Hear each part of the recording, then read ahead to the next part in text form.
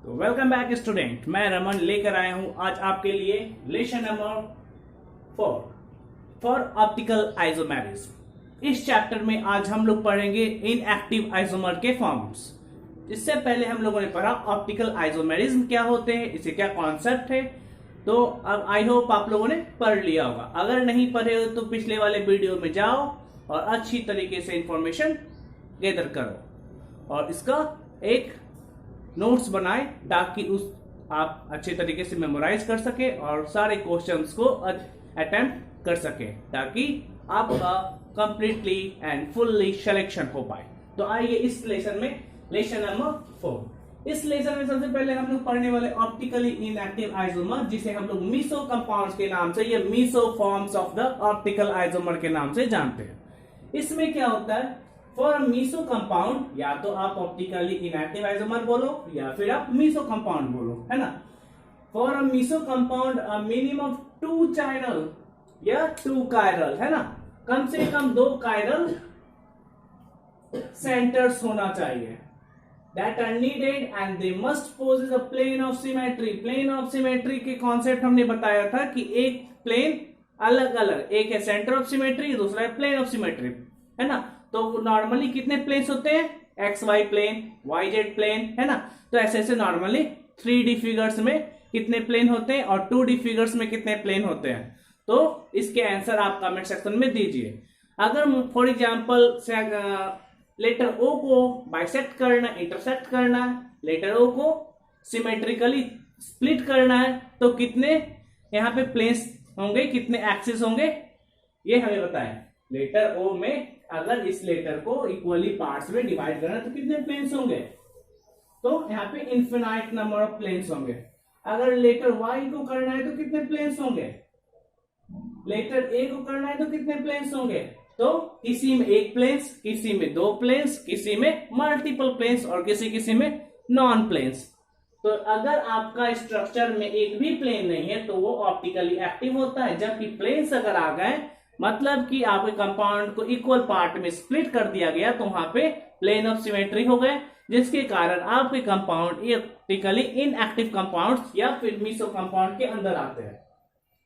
The mesoform is optically inactive due to internal compensation। अंदर ही अंदर यहाँ पे एक अलग तरह का फोर्स जनरेट हो जाता है, जिसके कारण एटम आपस में अट्रैक्शन और रिपल्सन के थ्योरी को फॉलोज करने लगते हैं, जिसके कारण यहाँ पे इनएक्टिवली कंपाउंड का फॉर्मेशन होता है। जैसे कि फॉर एग्जांपल टार्टेरिक एसिड का करें, एक ये एग्जांपल है जिसका नाम टार्टेरिक एसिड है। इस एसिड में COOH है, इससे ये कार्बन, इससे ये कार्बन।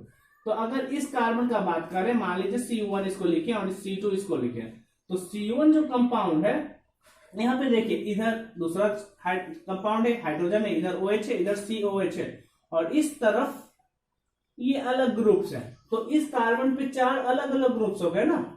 आप इस कार्बन से जब देखोगे 4th साइड, तो पूरे कंपाउंड को कंसीडर किया जाएगा, है ना। जैसे कि फॉर एग्जांपल क्या अटैच है, C2 अटैच है, इधर OH अटैच है, इधर H अटैच है और CO है। तो इसको as a single unit consider करना है 4th साइड। सिमिलरली C2 के तरफ अगर देखते हैं तो H इधर है, OH इधर है, COH इधर है और दूसरी तरफ पूरा ये कंपाउंड। तो चारों के चारों बॉन्ड पे, C1 के चारों बॉन्ड पे अलग अलग एटम या ग्रुप ऑफ एटम्स पाए जा रहे हैं। सिमिलरली C2 पे भी अलग अलग एटम्स और ग्रुप ऑफ एटम्स पाए जा रहे हैं, जिसके कारण एसिमेट्रिकली यहाँ पे फॉर्म हो सकता है ना। तो यहाँ टार्टेरिक एसिड, लेकिन इस कंपाउंड में देखते हैं, इस कंपाउंड में देखते हैं क्या कि बीच से एक प्लेन ऑफ सिमेट्री ड्रॉ किया जा सकता है, बीचों बीच एक प्लेन ऑफ सिमेट्री ड्रॉ किया जा सकता है। इस प्लेन ऑफ सिमेट्री के आने के कारण ये कंपाउंड एक तरह का मीजो कंपाउंड फॉर्मेट हो गया, मीजो कंपाउंड फॉर्मेट हो गया, है ना। बराबर बराबर टुकड़ा में एक दूसरे का मिरर इमेज है, COH इधर है, COH इधर है, इधर H इधर है, तो एक जैसा लग रहा है ना, एक दूसरे पे कॉन्साइड भी कर सकता है ना। तो ये कंपाउंड कहलाता है meso compound. Okay, in the case of lactic acid, lactic acid का फॉर्मूला क्या होता है, COOH, C इधर H, CH3 और OH। इस लैक्टिक एसिड का फॉर्मूला जो है, इसको हम मिरर के सामने जब रखते हैं तो ये जस्ट ये वाला को ऐसे पकड़िए 2D फिगर और जस्ट इस ये पोजीशन कॉपी आउट हो जाएगा, है ना। जैसे कि फॉर एग्जांपल अगर ऐसे रखा जाए, इधर ब्लू मार्कर, इधर रेड मार्कर, है ना, तो रेड मार्कर आगे है, ब्लू मार्कर पीछे, तो इसको जस्ट ऐसे जब रखेंगे तो ये कॉपी ऐसा हो जाएगा। तो ब्लैक नीचे आ गया, ब्लू इसके ऊपर आ गया, है ना। ऐसे देखिए, पहले इधर ब्लू है, इधर ब्लैक है, left side blue, right side black, और इसको जब कॉपी ऐसे करेंगे, जस्ट रिवर्स करेंगे, तो ये फोटो ऐसे हो गया ना। इस पेज हाथ पे ऐसे पेस्ट है और इस हाथ पे जब पेस्ट करेंगे तो ऐसा हो गया। तो जस्ट रिवर्स, तो हाइड्रोजन इधर आ गया और CH3 सीधा OH इधर आ गया। जस्ट पकड़ के इसको ऐसे कॉपी आउट कर देना है। तो ये लैक्टिक एसिड का फॉर्मूला हुआ। तो ये कंपाउंड जैसा कि आपको बताया गया था कि ये डेक्स्ट्रो कंपाउंड है।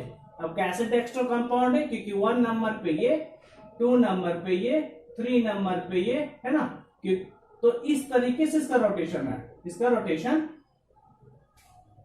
इस डायरेक्शन से, इस डायरेक्शन से, तो ये डेक्स्ट्रो, और इसका डायरेक्शन इस तरफ से है, तो ये लीवो, L साइड और ये D साइड।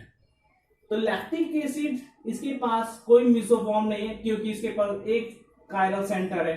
इसके पास भी कोई मिसोफॉर्म नहीं, इसके पास भी एक कायरल सेंटर है। और डेक्स्ट्रोफॉर्म हो या लीवोफॉर्म हो, क्या फॉर्म हो, लीवोफॉर्म, मतलब लेफ्ट साइड वाला हो या राइट साइड वाला हो, सिस फेस हो या ट्रांस फेस हो, सिन फेस हो या एंटी फेस हो, है ना।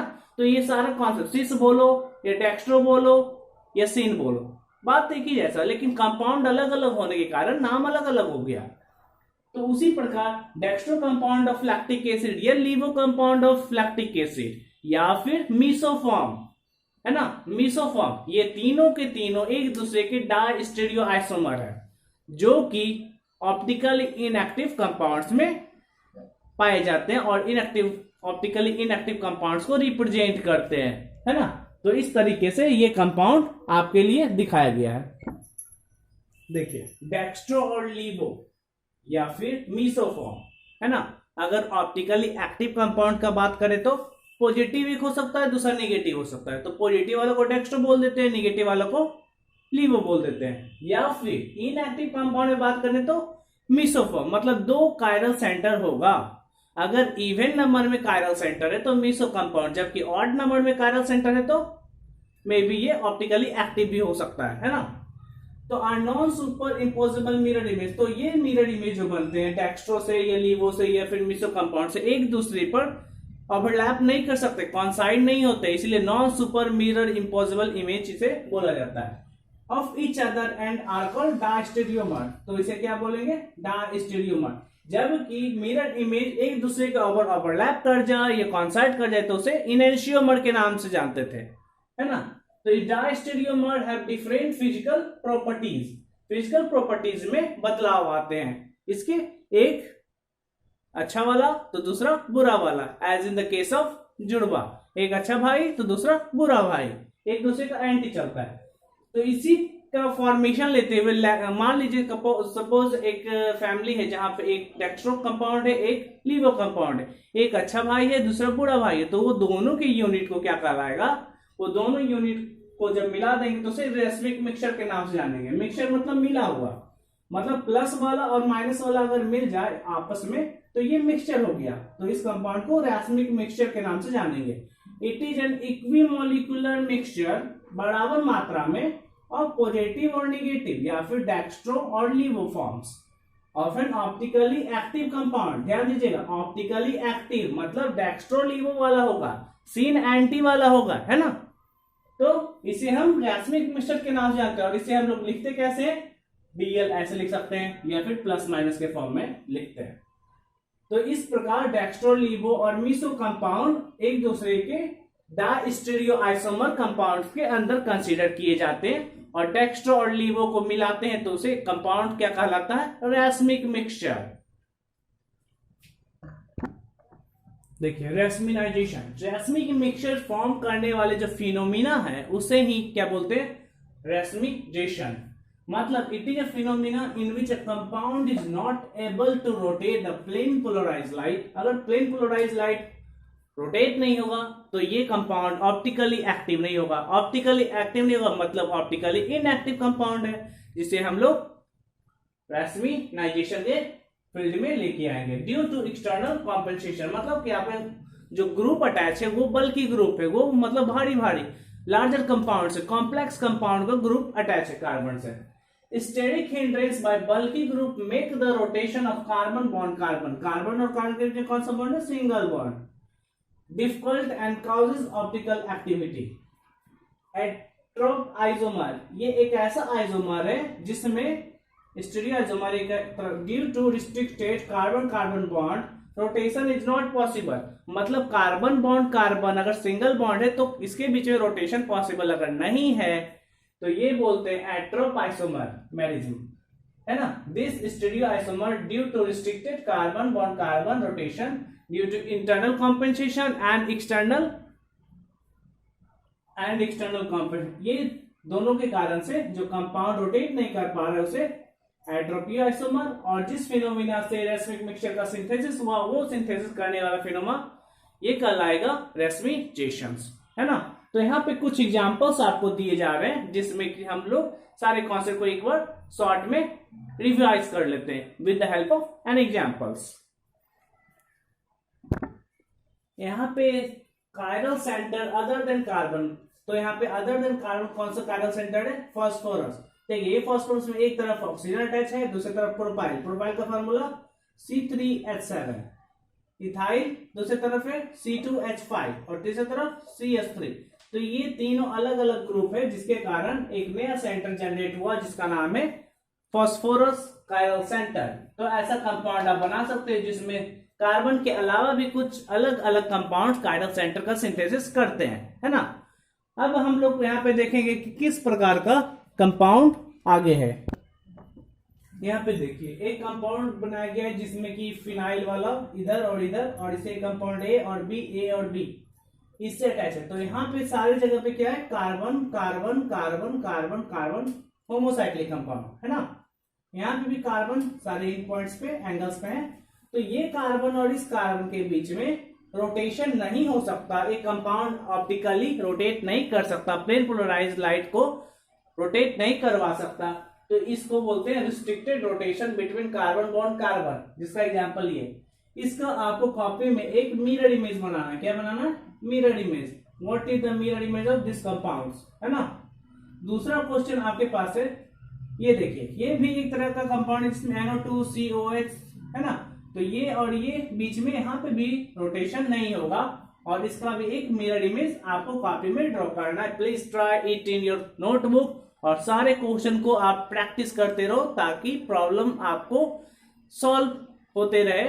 आपको किसी भी प्रकार का डाउट हो तो चैट सेक्शन में, कमेंट सेक्शन में प्लीज अपना क्वेश्चंस या फिर आंसर आपसे जो पूछा जाता है क्वेश्चन उसका दिया करें। यहाँ पे आपके लिए 3 क्वेश्चन दिया गया। Question number A 1, 2 and 3। यहाँ पे अल्कीन और अल्काडाइंस मतलब 2 डबल बॉन्ड दिया गया है और एक ट्रिपल बॉन्ड सिंगल बॉन्ड वाला। ये भी एक तरह का कंपाउंड है जिसमें आपके लिए दिया गया है कि मान लीजिए कौन सा compound, please identify optically active और ऑप्टिकली इनएक्टिव कंपाउंड, है ना। ऑप्टिकली एक्टिव कंपाउंड इसमें से कौन सा होगा और ऑप्टिकली इनएक्टिव कंपाउंड कौन सा होगा, तो आपको डिसाइड करके इसका आंसर देना है। क्वेश्चन नंबर 1 ऑप्टिकली एक्टिव है या नहीं, क्वेश्चन नंबर 2 ऑप्टिकली एक्टिव है या नहीं, क्वेश्चन नंबर 3 ऑप्टिकली एक्टिव है या नहीं। ये 3 क्वेश्चंस आपके लिए होमवर्क के तौर पे मेरी तरफ से रहा। इसको ड्रॉ करिए और इसके प्रैक्टिस कॉपी में करिए। अगले लेक्चर में, लेक्चर नंबर 5 में हम लोग चलेंगे how to calculate the optical active and optically inactive compound from the given datas and the compounds formulas. तो कहीं मत जाइए, देखते रहिए हमारे वीडियो को। मिलते हैं अगले वीडियो में with all the detail concept. तो इसी के साथ आज का लेक्चर हम यहीं पे विराम देते हैं। हमारे चैनल को लाइक, शेयर एंड सब्सक्राइब करना नहीं भूलें और हमारे चैनल को ग्रो करने में सपोर्ट करें। Thank you for the day.